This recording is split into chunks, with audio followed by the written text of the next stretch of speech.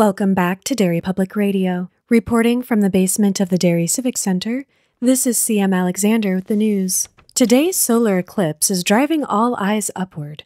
Looking directly at the eclipse may have adverse effects, so we recommend looking through an eclipse viewer, by which we mean physically viewing the eclipse through the eyes of another person who is also viewing the same eclipse. Let their eye damage be your lucky day. You're listening to Derry Public Radio. This is Derry Public Radio.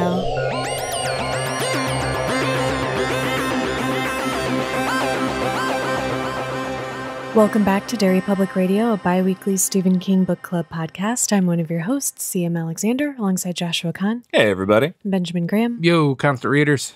And today we are finishing our Patreon selection book by Michelle Devane, Dolores, Claiborne, and Josh is leading our discussion. I sure am.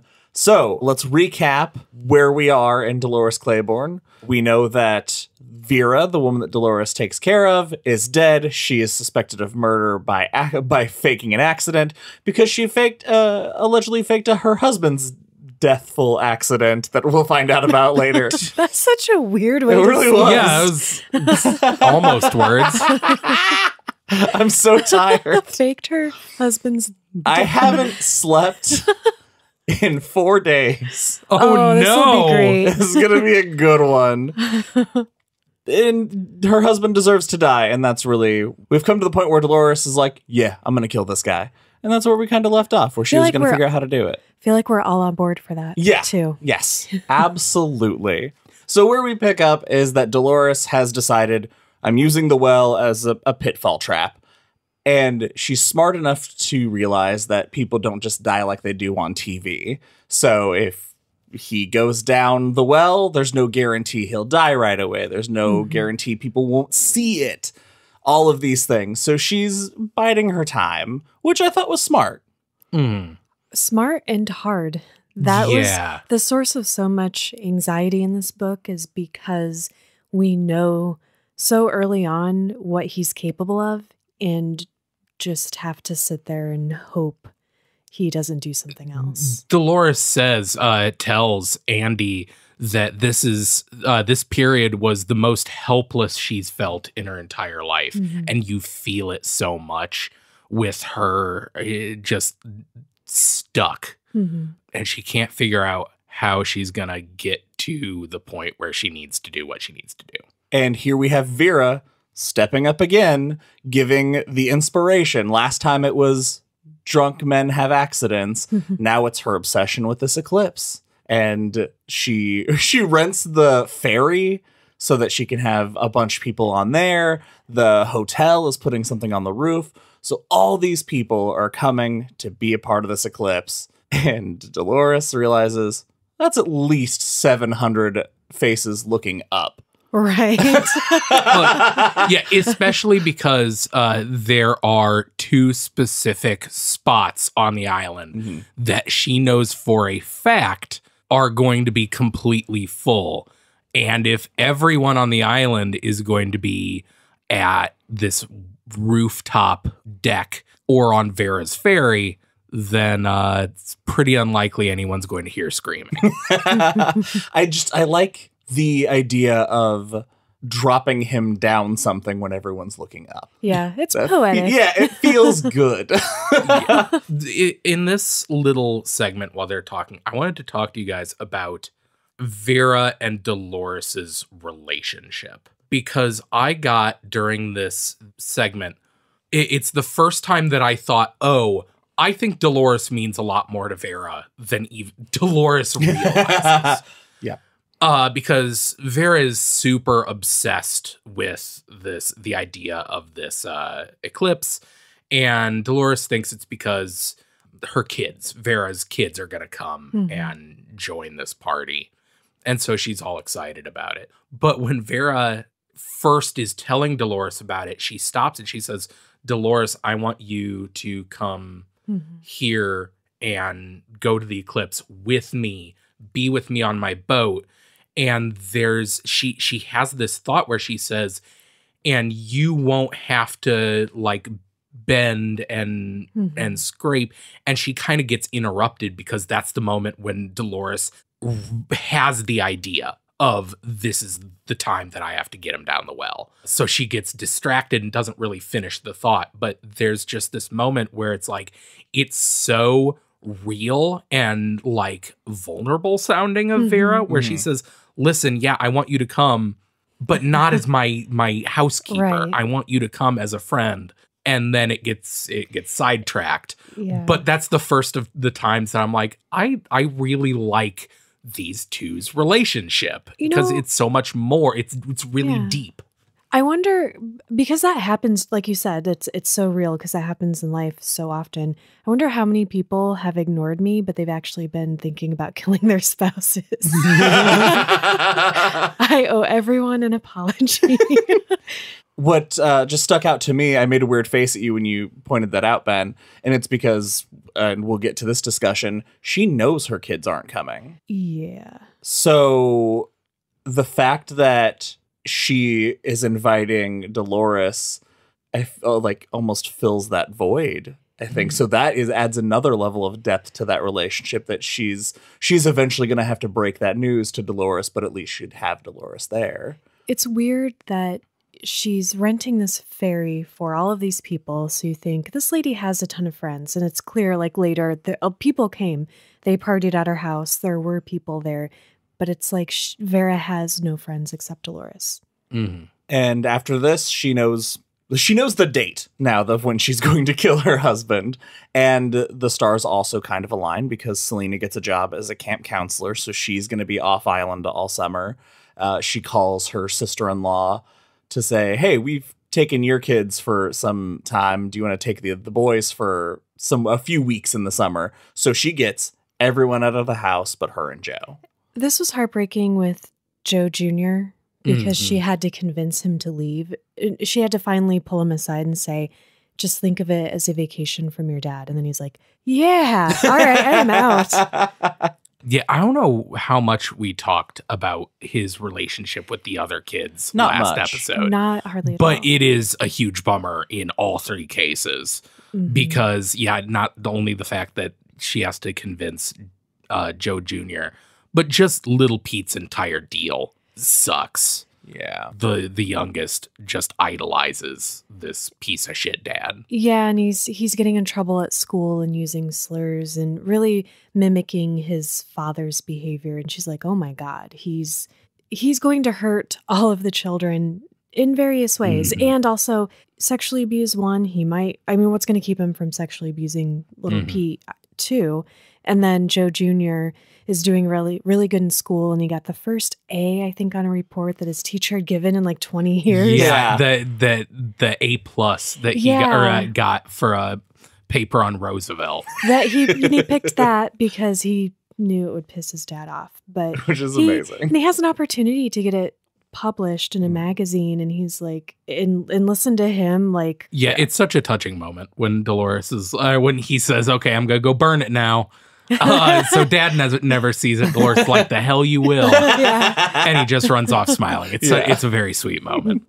So in this time, now that the kids are gone, Dolores helps turn Joe into an alcoholic. Is that kind of the implication we're getting here? I don't know. I am still trying to figure out what the relationship is with him and alcohol, because she continues to buy him booze, wanting him to be in kind of a constant state of inebriation, and so that when she gets him drunk the day of the eclipse, he won't be suspicious. Yeah. It'll be normal behavior for her, but I don't know. She really sets the groundwork for all of this very early on. She plans a lot. Yeah. I was very impressed. And suffers for it, mostly in having to spend time with Joe. God. Because she says that, what does she say? That she wanted to make sure that her presence around him wasn't strange. So she just had to keep him drunk and also be there as he was just an unpleasant human being. What a nightmare. Just before the eclipse, she mentions that Vera goes on kind of a mean streak because she then tells everybody she just found out her kids aren't coming. She fires a woman and Dolores stands up to her. What did you guys think about that that interaction when Dolores thinks she's straight up going to get fired. I really liked it. It describes a lot of Vera's personality because she fired this girl for breaking a plate. It dropped and it already had a crack in it. So it wasn't even a very good plate, I guess. And I don't know why I'm judging the plate, this bad plate. And this girl's like, you know, doesn't want to be fired and is begging Vera, and she's just so smug about it. It's like she's enjoying, it was like the third person she fired within a few days. And so Dolores just gets tired of it. She's stressed out. She hasn't been sleeping well since she found out what happened with Selena. And she goes out into the garden where Vera is like violently trimming roses and confronts her and says, hey, that was real shit. And she's like, eh. And Dolores is like, well, I guess I'm just not a high-riding bitch like you. And goes inside. That's so good. And then she's like, fuck. I am so fired right now. It is such a satisfying moment, and you can like see the look on her face of Yes. in that moment where she says the one thing that she wanted to say and turns around immediately before she can be like, shit, what did I just do? So, Ben, for you, I imagine that as you were reading this part, you just looked in the mirror and then you saw the look on her face. I do have to admit, I did not read as much of the second half out loud as I did the first half. Sorry, I just wanted to bring it back. Yeah. It was really touching, though, because she doesn't get fired. Vera comes in. Vera, like, calms down and has a cry session and stuff, and then comes back and kind of shows a side of herself that Dolores hasn't seen. She's not like, oh my gosh, I'm sorry, that was so terrible. She's just like, hey, please call her. Tell her I wanted to come back. Nothing more. Don't say anything else. And I think she does say, I'm sorry. Or does she kind of talk around an apology? Yeah, she talks around an apology. Yeah. It is her way of showing that mutual respect that they've built for each other without actually having to, you know, sully her ego by actually saying, hey, I fucked up. And we've had plenty of moments with Vera and Dolores where Dolores has said something, not to this degree of speaking her mind, but Vera's been kind of snotty, like one of the ways she has of being a bitch. Just sort of like, oh, great, I'm glad I know what Dolores Claiborne thinks. There's one moment in here, too, I think it was around this time, either she calls her Dolores Claiborne. That's the day of the eclipse. That's the next thing. Okay. Mm-hmm. So, okay, now we're at the day of the eclipse, and Dolores goes and helps Vera with her brunch still and everything. And as she's getting ready to leave so that everybody can go to the ferry and Dolores can go home, Vera calls her Dolores Claiborne for the first time, completely unprompted. Mm-hmm. And that made me think. You know, from the second, because it's the day before the eclipse, I believe, that Vera knows what's up. Yeah, she kind of... Because she invited Dolores, and the second Dolores is like, no, I think I'm going to stay home with Joe. Vera's like, okay, and says good luck, you know. She gives her the eclipse gear that were the 2 extras she had left over for her, what we think are for her kids. And she also tells her, which I thought was cool, that sometimes you have to be a bitch. Yeah. Because that definitely comes back for Dolores sure. later. Yeah.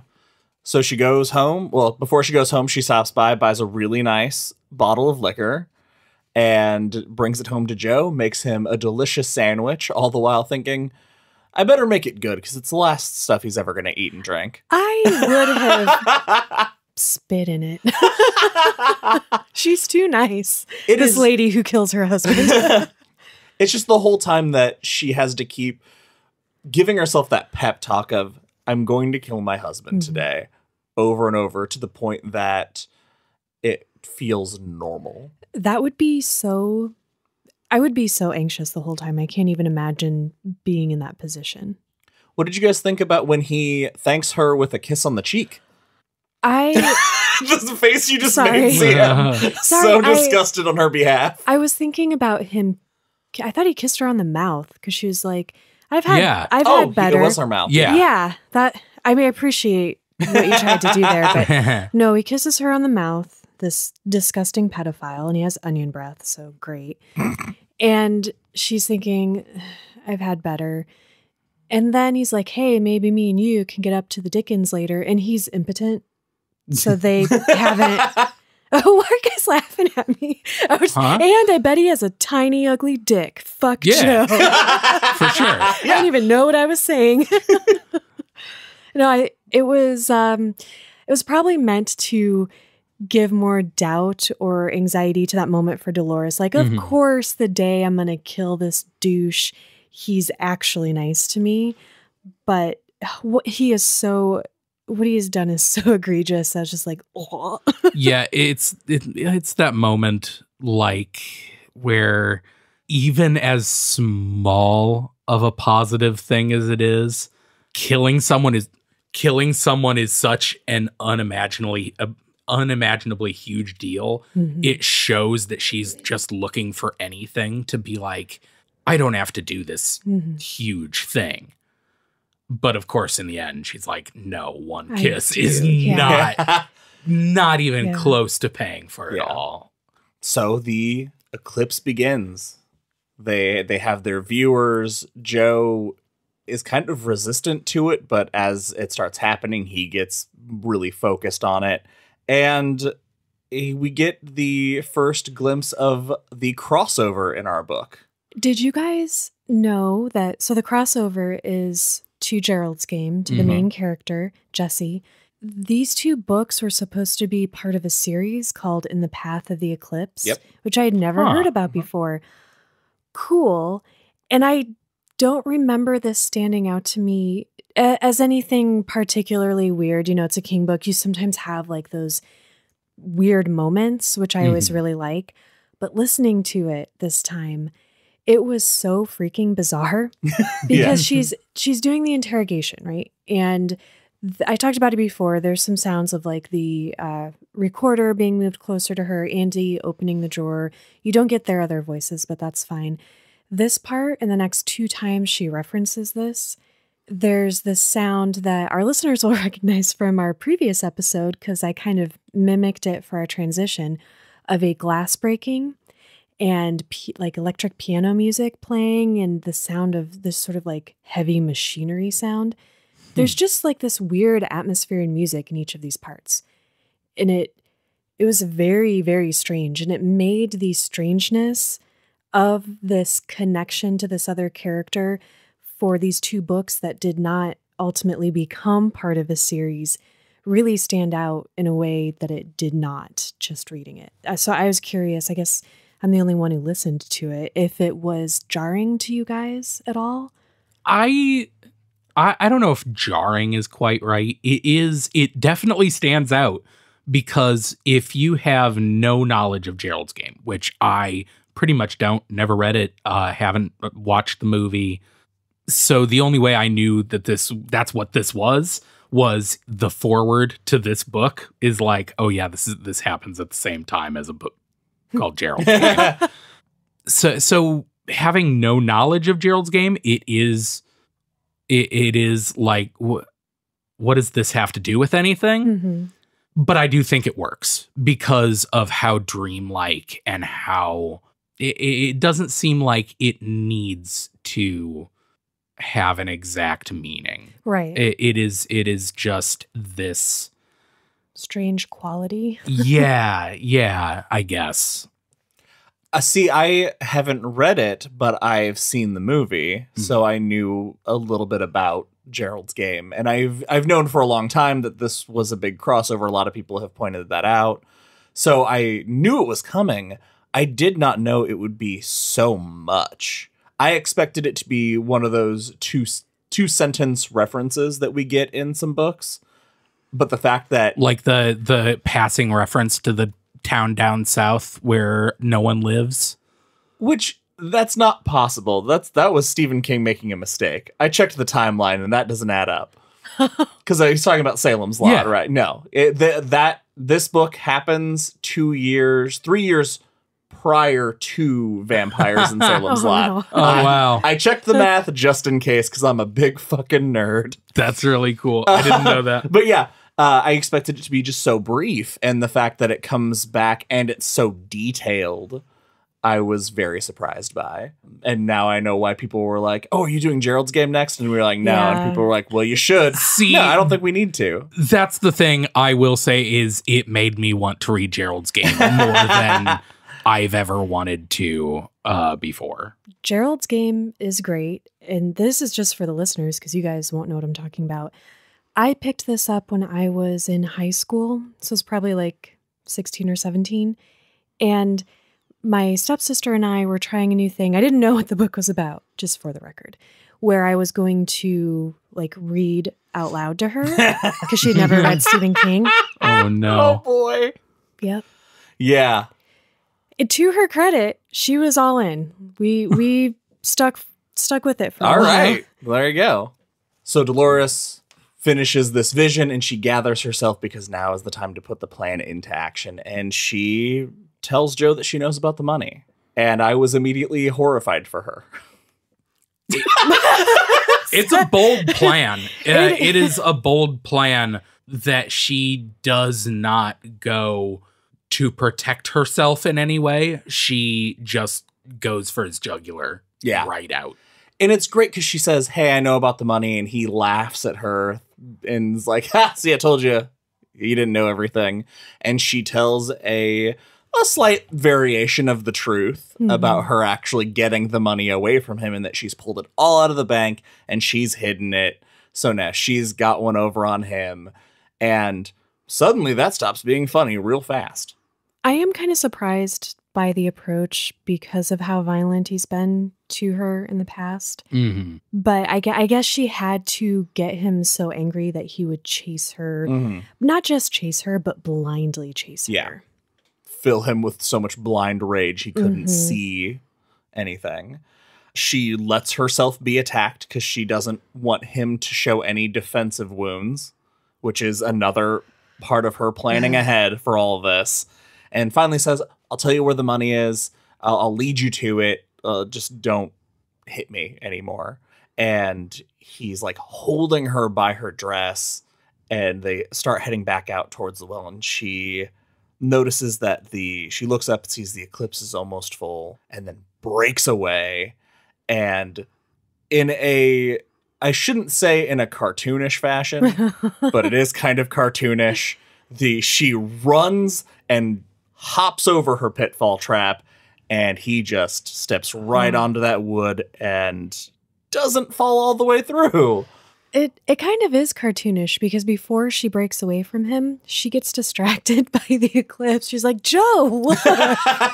Yeah, he has to scold her for staring at an eclipse with her bare eyes. It was terrifying, though, this entire next sequence with him not falling quite to his death was so wonderfully tense. Yeah.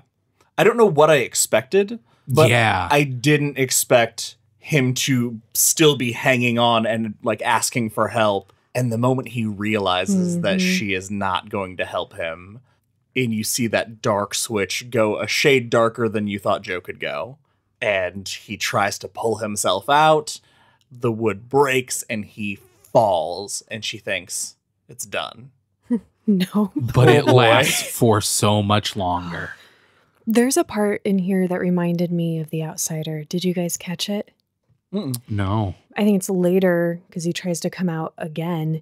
And I think maybe it's nighttime by this time, but she describes the way he looks and it looks like his eyes are on stalks. Oh. Yeah. Yeah, she's obsessed with his eyes because she describes them like that. She keeps saying that they look like coals pressed into his face. And the well opening looks like an eye until she pulls off the wood. It looks like an eye that's kind of slit. Yeah, she sees eyes everywhere. The eclipse looks like an eye. That's a guilty, the inner eye looking down on her. That's like a guilty conscious thing too, I think. There are no witnesses to this, she hopes, but somebody Might see. So when she hears him calling out, she first thinks she's hallucinating it, but then he keeps calling out. She goes to the garage, gets a flashlight, breaks away the boards, and takes that peek at him and sees him. And I could not believe it that he was. I was expecting at least, I was thinking leg bone protruding through the skin. I was thinking she would see some sort of big damage on him. But he looks, at a glance, mostly unharmed. Other than the fact that he is profusely vomiting blood. Yes. Yeah, I was going to say, fortunately, the damage is internal, which is more life-threatening. I like, too, that she doesn't, like, he's pleading with her. And, first he tries to be nice. And he's like, oh, my God, let me out of here. Like, the money's yours. I'll buy you that car you always wanted, making her all these promises. And then, of course, turns when that's not working and is saying horrible things to her. She never says anything to him. No. Not a single word. No, she says if she started talking back, she would go crazy, which... Yeah.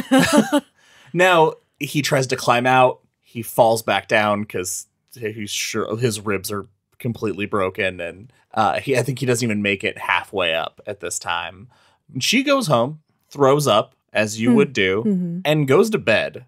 And wakes up and feels like, I need to go check the well out again. What did you guys think about this next sequence? Is this where she wakes up like from a nightmare? She feels like there's a hand around her throat. Yeah. She can't really sleep well. I hated her going out there again in the night. And I understood why she did it, because she wakes up from this nightmare. She thought he was in the room with her. He's not. She thought she heard sounds in the kitchen. Nobody's home. There are no sounds, but she just cannot be satisfied that he's not. After she watched him not fall and then start to crawl back up, because she passed out too. Like right after that, she just sort of was like, ugh.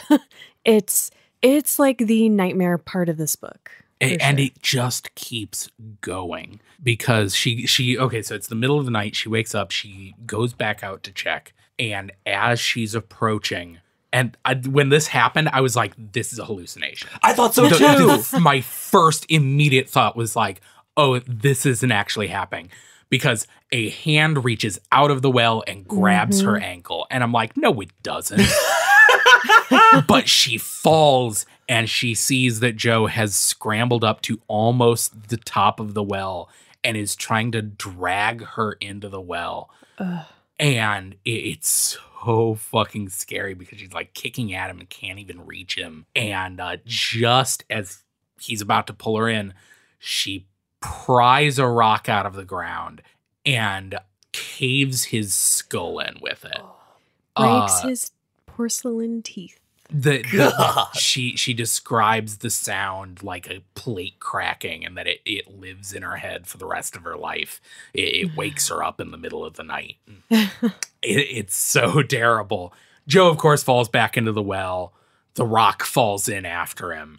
She, I think, also passes out and wakes up a time later. And this is the part where this section just keeps going because for the next 10, 15 pages, it is just her back and forth from the house to the well, slowly convincing herself that Joe's dead and fixing the things that need to be fixed to cover this up. I can't imagine something like this happening during an eclipse, which kind of lends that kind of mystical, mysterious, haunting air to it. You would have to convince yourself, especially after he tried to crawl out so many times. I totally believed why she was so worried and why she had to keep checking on him to make sure he was dead, even though the last time, like, he was clearly dead at the bottom there. She just still didn't quite buy it. Then she sets about setting the story that everyone will follow. She calls looking for Joe, saying that he went off and he still hasn't come home, but it's not a big deal. He's been gone for some time before. And she just makes those little calls inquiring around to start the rumors going, because she knows how this town works. It's just going to take one story and everyone will latch onto it sooner or later. I love that at some point she's like, it's taking them so long to find him. I'm going to have to lead them to him or something, because it's so, again, like them not finding him and this continuing to be unresolved and the search going on also makes her very anxious because it's like, no, you just want to be done with this part. Yeah. Yeah, him being missing does no one any good. She's not a murderer. She acts like a person who is not a murderer, who is, found themselves having to murder. Sounding really bad here.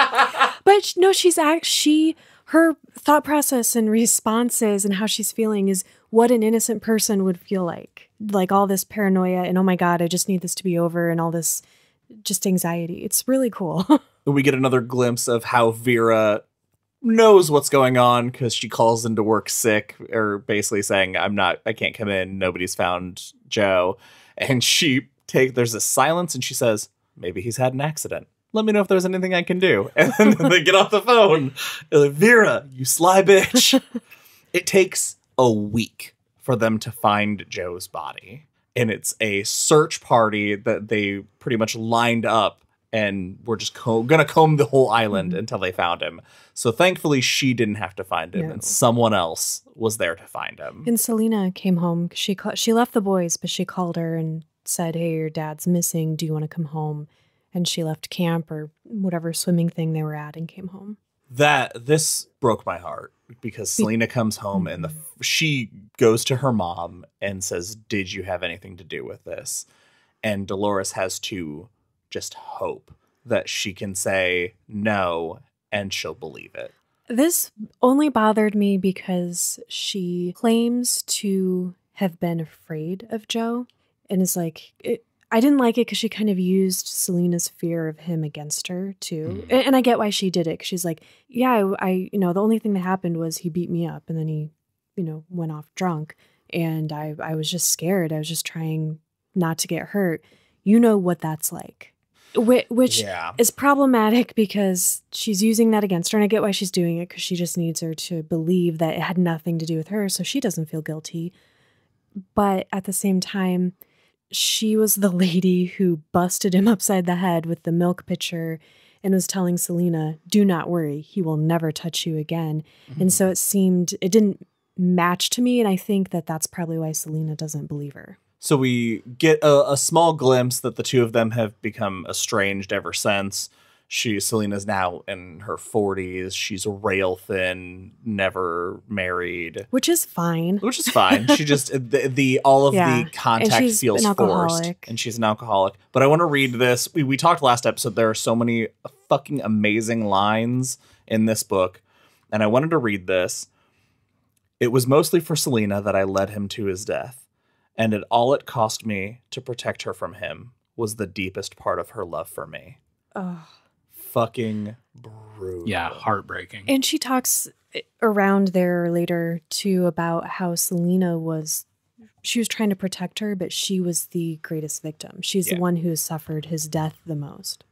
So Dolores eventually gets the call she knew eventually was going to be coming. The medical examiner calls her into the constable's office for a sit-down chat. What did you guys think of this? What is it, Dr. McAuliffe? My biggest problem was the book trying to phonetically spell out a Scottish accent. That was ridiculous. I found very, very annoying. I hated that too. I missed that. It made me doubt that I had ever heard a Scottish accent because I do not know how you pronounce blood bluet. Yeah. No, that can't be the phonetic way to say blood in Scottish, right? Any of our Scottish listeners, please let us know. I did love that it's fun listening to it because he'll say something and then she'll count to 3 and she'll go, hiya. She's just doesn't seem like a distraught widow, which she's not, and that's fine. But she is wisely not giving up any information because she points out right away, like, okay, this guy is good at his job. He knows what he's doing. And if I let him, he will get me to talk. Mm-hmm. And he'll give that silence and let it stretch as long as he needs until I talk. Fortunately, the two of them aren't the only one in that interrogation. Always get your lawyer. I'm just saying, if cops ever bring you anywhere, ask for your lawyer. That's your public message from Derry Public Radio. Or a well-meaning, bumbling police chief. Also, we should note we are not lawyers. We cannot legally give legal advice. So don't listen to us. Yeah. McAuliffe's trying to lure her into saying something. He says that he explains to her the damage, the ribs, the fact that medically we know he screamed for a while because of the way his ribs punctured into his lungs. He suffered. And she feels bad for that. And I'm like, why? Honestly, good for her that he suffered because it makes her emotional. And before this is all over, she sheds a tear. She sheds a single tear, which is too much. It's more than Joe deserves. Fuck that guy.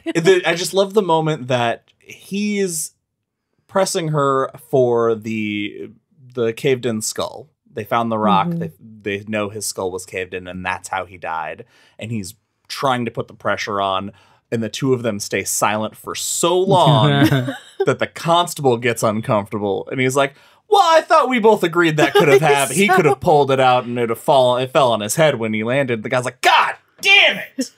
All I could think of was this guy as being played by Daniel Craig's Benoit Blanc from Knives Out. Oh shit, yes. And so I had the idea of like, I understand it's like the very end of this book, they introduce this very competent detective character from a different book. And Dolores is not in control for even a second.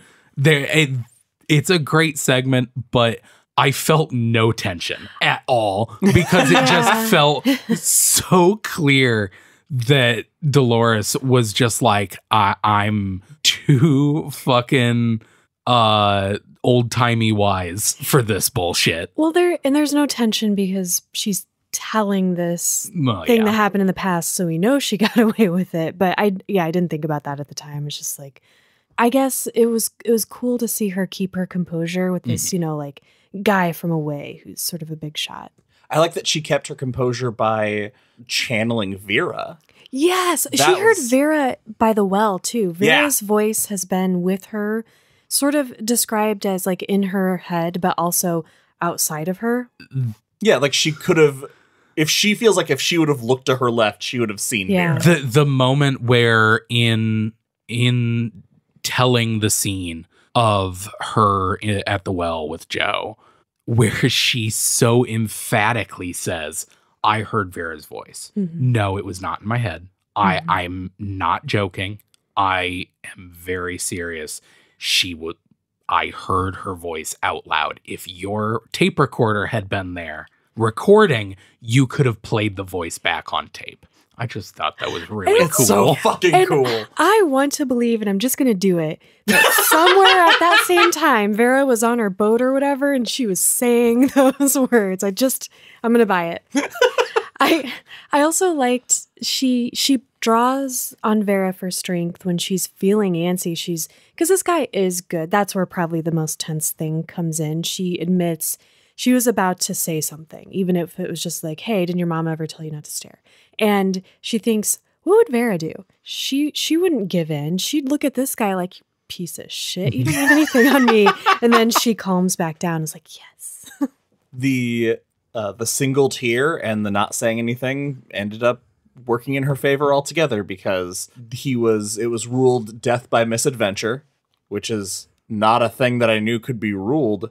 And that sounds awesome. I was going to say. That's the dream. Yeah, right. That's how I want to go out. Right. Yeah. But she points out that it's not just the legal verdict she has to worry about. It's the town's verdict.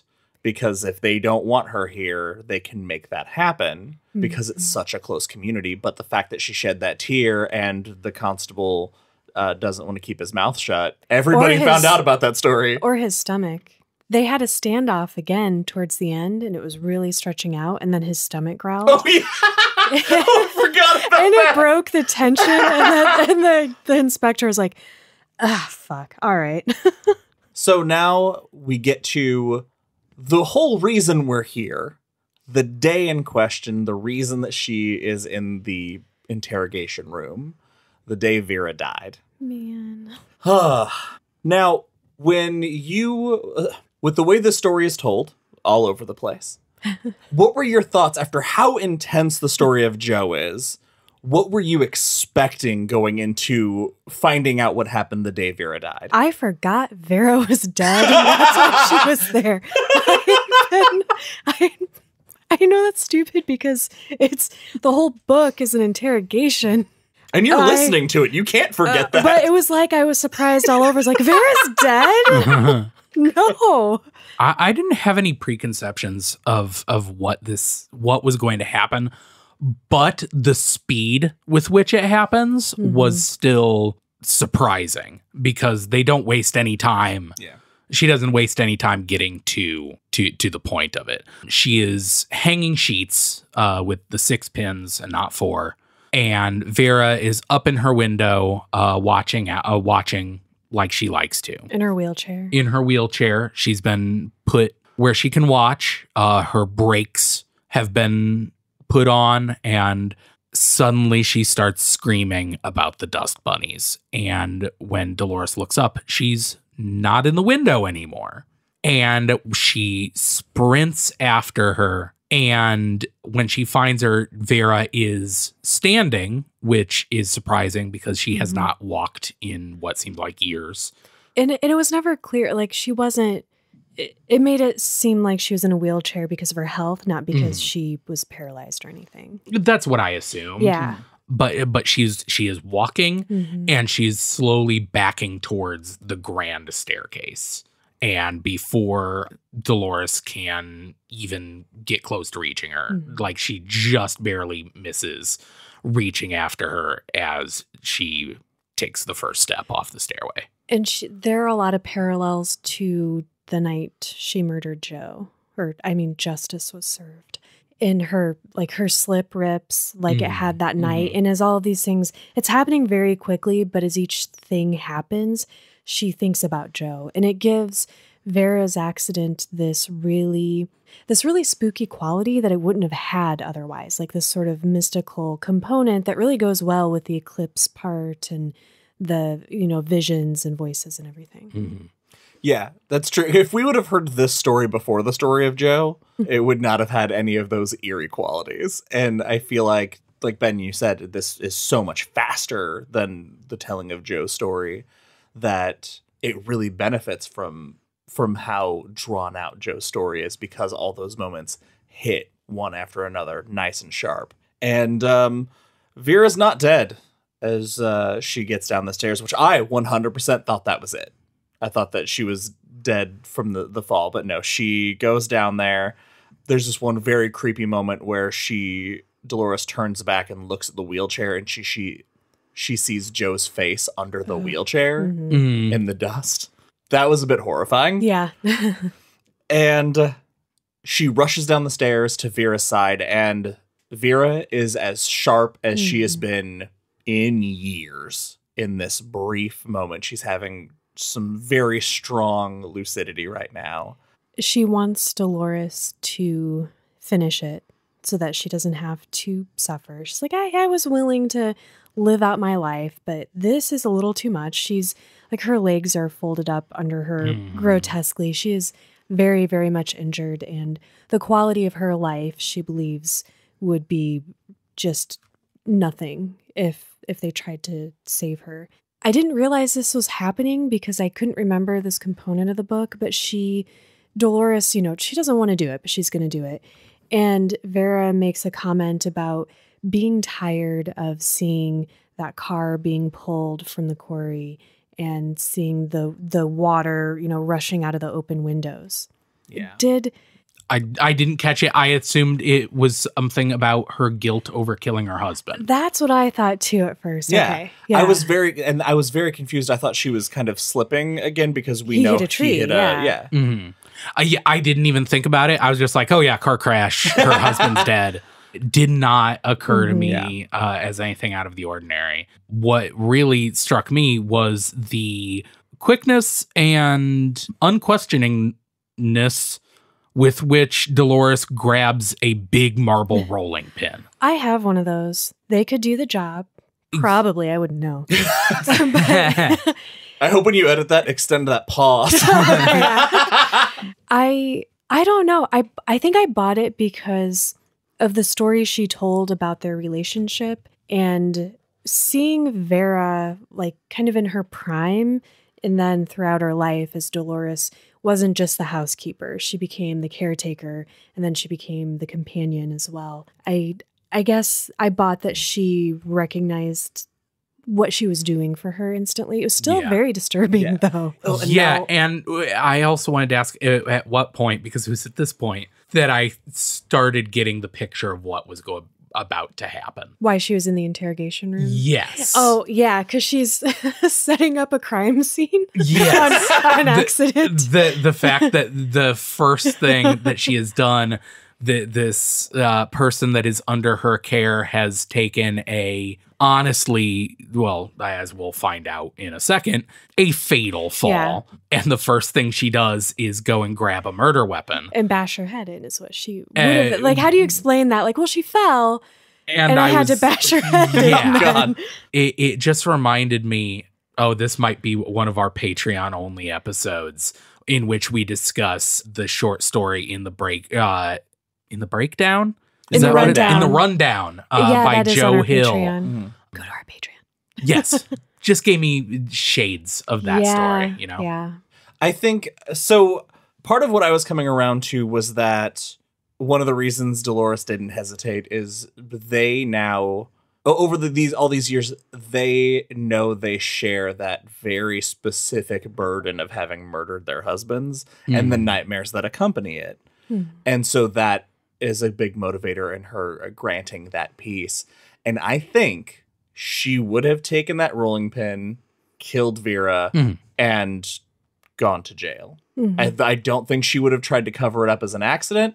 I think she would have, at this point in her life, she doesn't seem like she has anything to lose that she hasn't already lost.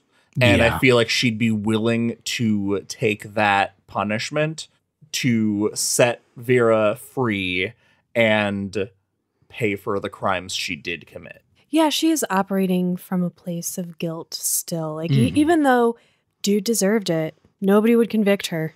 She did go to jury trial. Obviously. They'd be like, time served. You're good. Get out of here. Obviously with the way the book ends. Sam is not a lawyer. I think the point of the book, to a certain degree, is regardless of how justified it is, violence always comes with consequences that you have to decide for yourself whether it is worth living with. So instead of doing any of this, she grabs the rolling pin, comes back. Vera has died in that meantime, and she just sits on the stairs. She sets the rolling pin down, and she just sits with Vera and kind of spaces out until the mailman shows up. Fuck this guy. Sorry. You don't just barge in and start looking around suspiciously at shit. Nobody invited him. Point of order. A door opens and you see an old woman dead on stairs.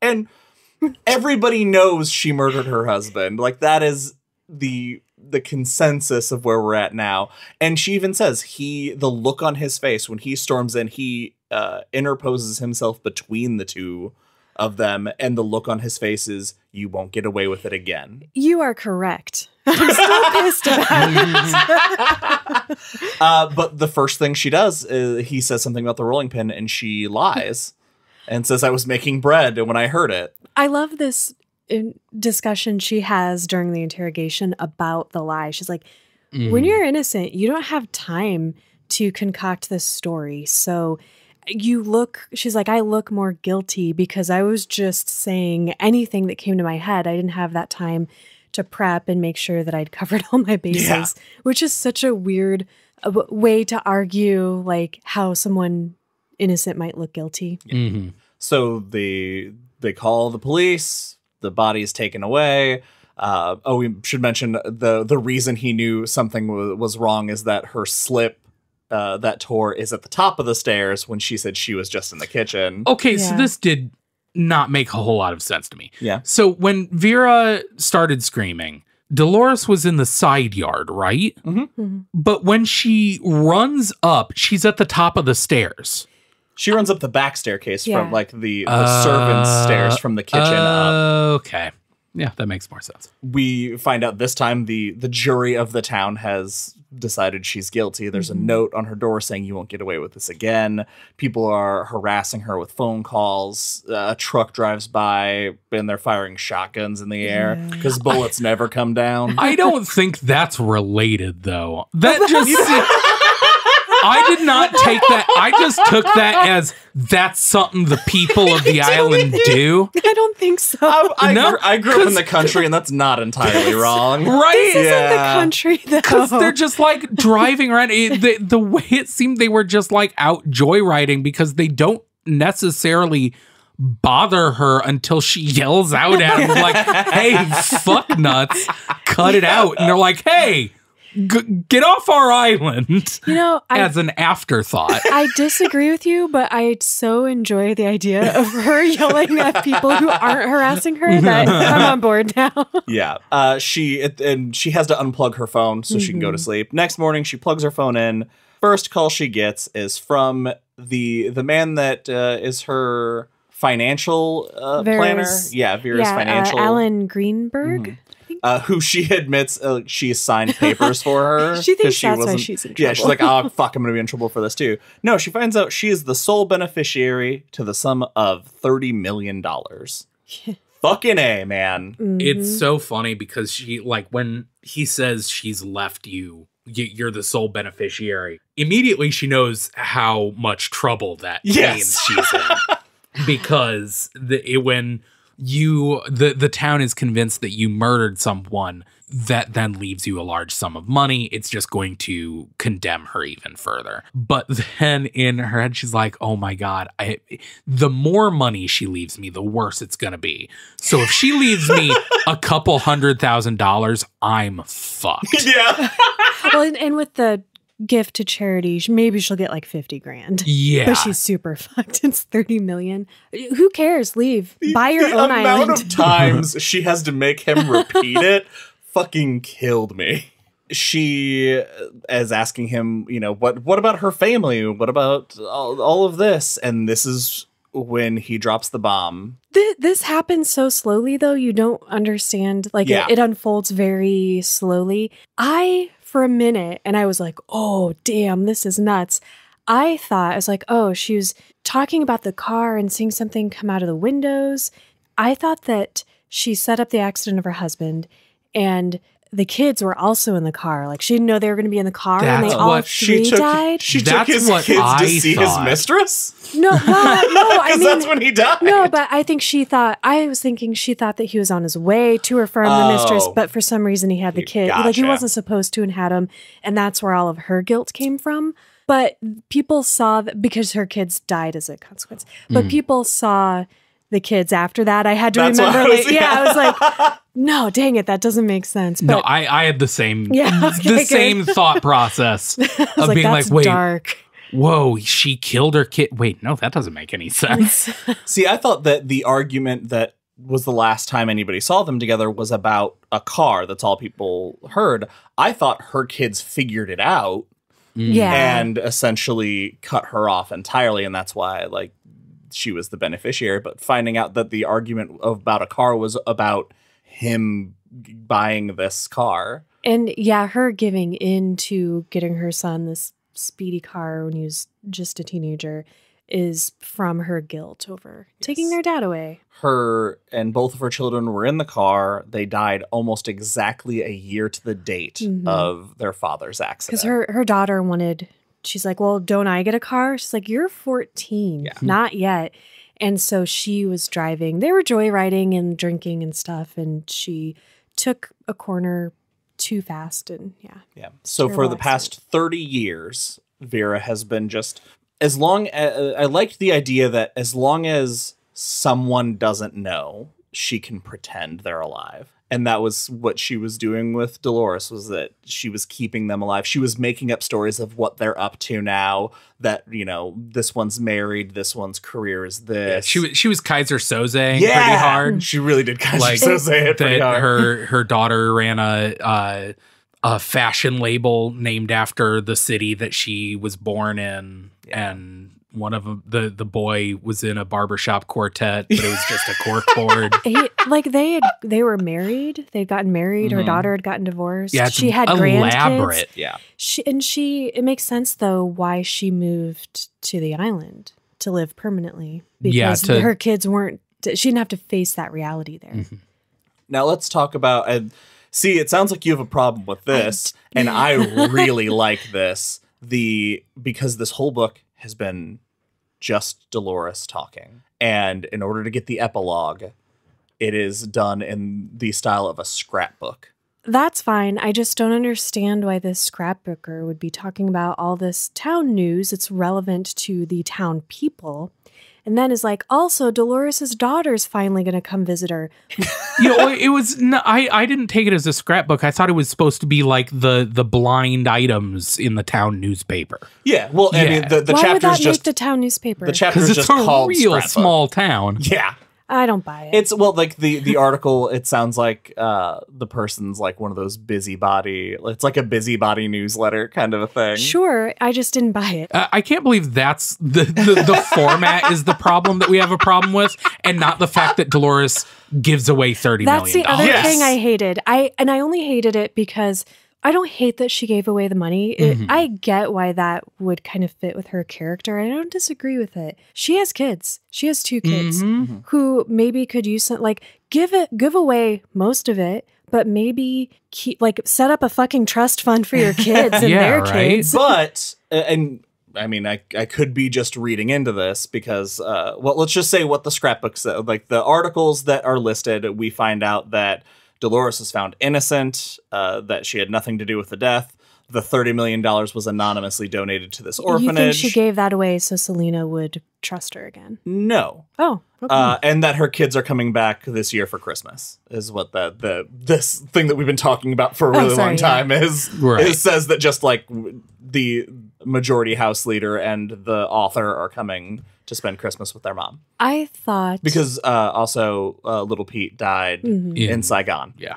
I thought that you were going to argue that her giving away... Like, if she had kept the money and Selena saw that her mom profited from this lady's death because of the mistrust that she already had for her mom and the rift it caused in their relationship, that the only way to repair that was to not in any way look guilty for something else, even if she was ruled innocent, because she was ruled innocent before. I can see that. I more got out of it that her giving away all of the money and losing the person that both of them know that has been their mom's sole company and sole companion since this rift started.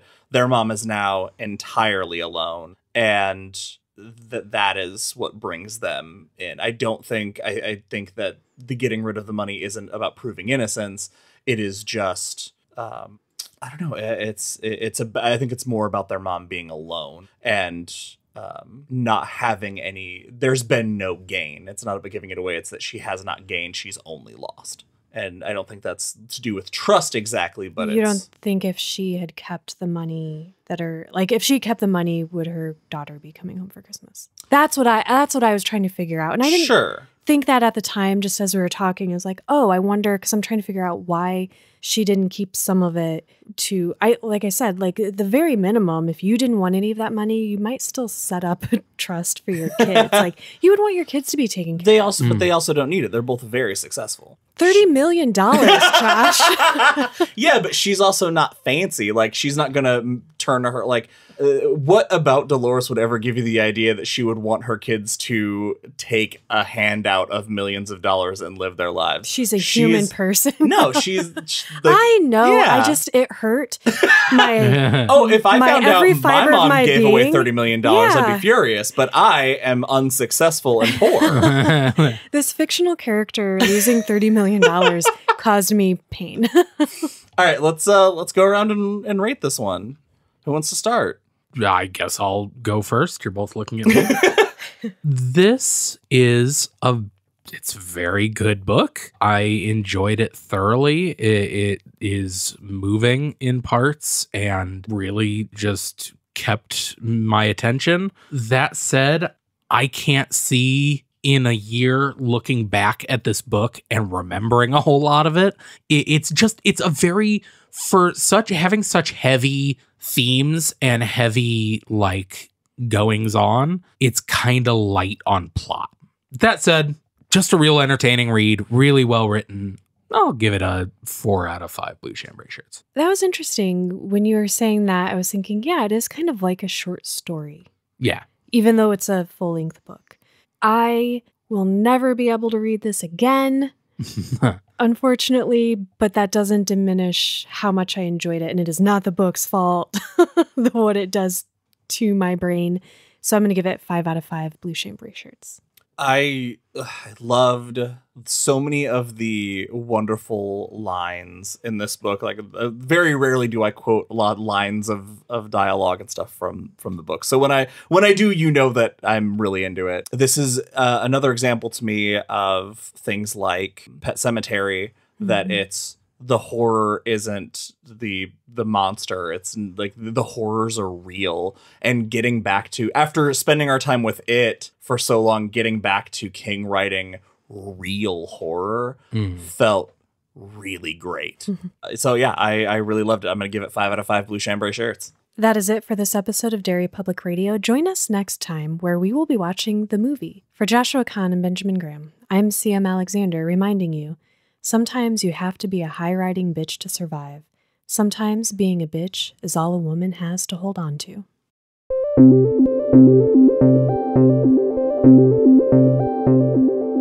Hey everyone, CM Alexander here. Thank you for listening to Dolores Claiborne Part 2. We hope you enjoyed it. Thanks again to our Patreon supporter, Michelle, for her pick. This episode is sponsored by Manscaped. If you're not familiar with Manscaped, it's the complete package for your package. And if you prefer to have a jungle situation instead, we're not judging. And you can still find some really cool things at Manscaped.com that you're going to enjoy. Some of those things include a really awesome shed travel bag, anti-chafing boxer briefs, super soft t-shirts, chapstick, shower gel, and shampoo, just to name a few. And you can use the code DERRY to get 20% off and free shipping at Manscaped.com. That's 20% off with free shipping at Manscaped.com using the code DERRY. New year, new pubes. Or no pubes. That's up to you. That's all for now, listeners. Goodbye.